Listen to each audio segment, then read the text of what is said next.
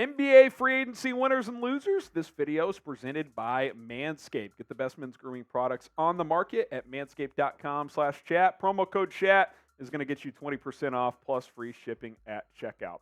All right, day one of NBA free agency is still ongoing, but a lot of moves have taken place. So we're going to take a look at some free agency winners and losers up to this point in time. As we go along on today's videos. Obviously, more moves, signings, trades to come, but up to this point, we're going to take a look at what's happened so far.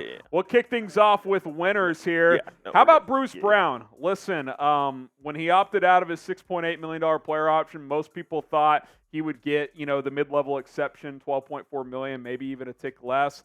Well, he got well beyond that from the Indiana Pacers. Bruce Brown got a 2-year, $45 million contract from Indiana. Now, the second year is a team option, so that does give the Pacers some security there. But at the same time, I like Bruce Brown a lot, but that's an overpay. So for him, that's a hell of a day to cash in like that. He's an NBA champion, and now his salary has tripled overnight, almost quadrupled, actually. So good for Bruce Brown, clear winner here, and an opportunity where if he plays well, he'll see all $45 million of that contract. So good for him to cash in on that deal. Good for Indiana to protect themselves on year 2 of that contract. But if you ask me if Bruce Brown would make over $20 million per year, I would say there's no chance. Well, $22.5 million. I was wrong. Okay, another player contract here. Some players, some teams on our free agency winners and losers discussion here. Jerami Grant, yikes. We'll get to the losing side of this later on. A little tease there. 5 years, $160 million with the Portland Trailblazers. $32 million per year, quick math. He's a good player. That is like close to max money. That is a massive contract for he's more than 3-and-D, but it's not like he's a high-level all-star or something like that. I know reports suggested that Damian Lillard wanted Jerami Grant back in Portland, but did you have to pay this much? Like, for him, makes him a clear winner. One of the biggest free agency deals up to this point. I think the biggest in terms of total money, actually. Third or fourth biggest in terms of average annual value behind Kyrie Irving and Fred VanVleet. Again, he's a good player, 20-point guy, 40% from three. Like, really, really good player. But $32 million per year good? Like, if you're Portland, you're trying to, stay competitive for Damian Lillard. You had Jerami Grant last year and you didn't make the playoffs. Giving him $160 million, I don't know if that really gets you closer. So, puzzling from Portland's side. From Grant's side, hey, listen, the guy cashed in. He's living right tonight. He's probably partying as we speak. So, good for Jerami Grant. He's a clear free agency winner on day one of NBA free agency. Who do you guys think is the biggest free agency winner? You could definitely argue Jerami Grant. He's a hell of a lot richer after today. Let us know what you guys think, whether it's a team or a player. Biggest winner from day one of NBA free agency. How about a team here? The Los Angeles Lakers. They've been pretty active here. They've made 4 signings on the first day of NBA free agency. I like a lot of the moves that they have made as well. I think they got 3 rotation players and a bit of a project in Cam Reddish that's worth exploring. Taurean Prince, 1 year, $4.5 million with LA. Gabe Vincent, I love this contract. One of my favorite deals. 3 years, $33 million. You fit him under the mid-level exception. Rui Hachimura, 3 years and $51 million. I'll send it. With the LA Lakers, $17 a year. You could argue it's a slight overpay, but he played a big role for them. Played well in the playoffs too. And you're already in the tax. You have his bird rights. Might as well pay him and keep him.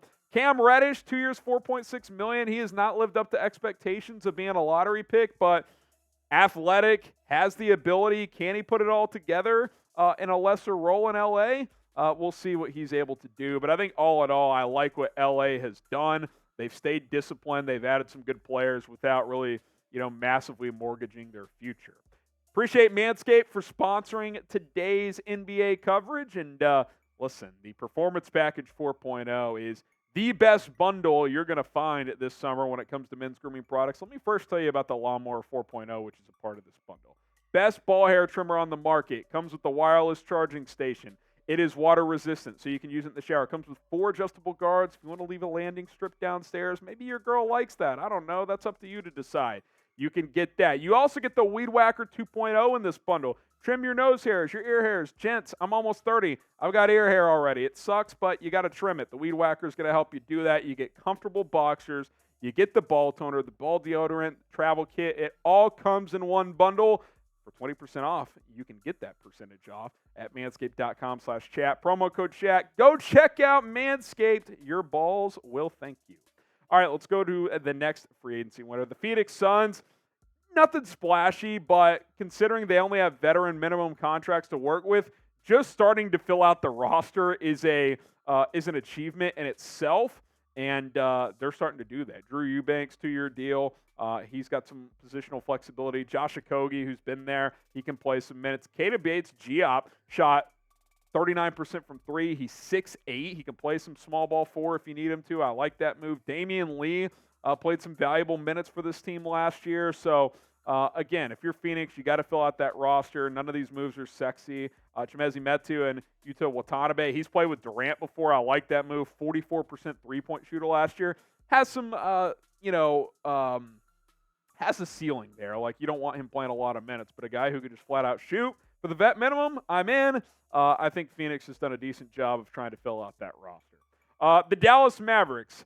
Look, they've only re-signed Kyrie Irving, but with the Mavs' shortcomings in free agency in the past, just getting this done and getting it done on day one is a victory. I have seen this team screw up so many times in the offseason, so to get Kyrie back, I think that's a win.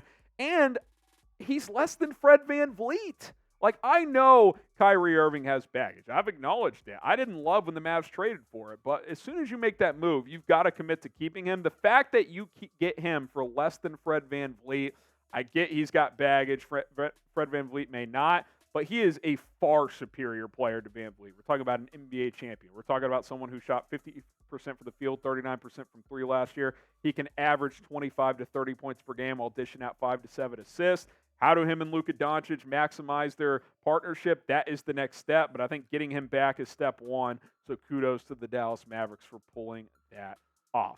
Subscribe today for non-stop coverage throughout NBA free agency. We're going to continue to bring you the latest Dallas Mavericks, but also NBA free agency coverage, news, rumors, signings, all 30 NBA teams. We cover it all, youtube.com/chatsportstv. Do not miss out. With winners, there are losers, and we've kind of already broken this down, but we'll do it again. The Portland Trailblazers. I get it, Dame likes Jerami Grant, but I just am not giving him 5 years and $160 million if I'm Portland. I do not understand that thought process whatsoever. Like, why can't Dame and the Blazers just mutually move on? I do not understand it. Like, he should want to go chase a championship. Sorry, man, it's not going to happen in Portland. Jerami Grant is not getting you close enough to doing so. You know how I know that? Because he was on the team last year and they weren't close. They didn't even make the playoffs. Like, hey, we didn't make the playoffs. Let's bring back our best free agent and give him $160 million. That is such bad processing as an organization. I think they're just stupid with how they're doing things. I like drafting Scoot Henderson. I like Chris Murray. Why not just commit to a full youth movement? Nope, let's give Jerami Grant $160 million. 2 years from now, that contract's probably going to be untradeable, and Dame probably won't even be here. So I thought that was really, really poor of Portland.